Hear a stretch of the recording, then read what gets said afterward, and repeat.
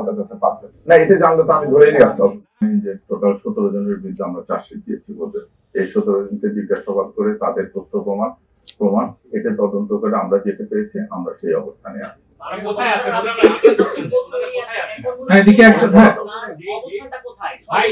একজনকে শেষ করতে যায় উনি পলাতক আমাদের নিকট উনি পলাতক না এটা জানলে তো আমি ধরে নিয়ে আসতাম এটাও আমাদের তথ্য প্রমাণে আসছে যেটুকু সেটুকু আমরা নিয়ে আসছি। আমাদের বলেন আসামিরা কোথায় আছে?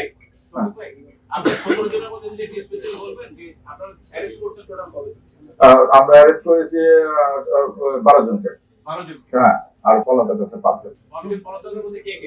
পলাতক 5 জনের ভিতরে আছে আপনার পলাতক 5 জন আছে ফয়সাল করিম মাসুদ আছে আর তারপরে আলমগীর শেখ তারপরে বাপ্পি ফিলিপ আর হচ্ছে জেসমিন আমার বোন ফয়সালের বোন জামাই তারপর যে বাপ্পি ওয়ার্ড কমিশনার ফিলিপ আর একটা হচ্ছে কবির কবির না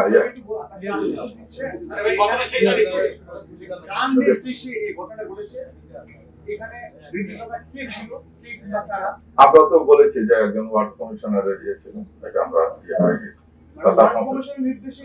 তার সংশ্লিষ্টতা আছে তাজুল ইসলাম বাপ্পি এটা আদালতে গিয়েছে বিচার কার্য শুরু হলে পরবর্তী কার্যক্রম অবশ্যই গ্রহণ করা হবে আইনগত যে ব্যবস্থা আছে সমস্ত ব্যবস্থা নেওয়া হবে।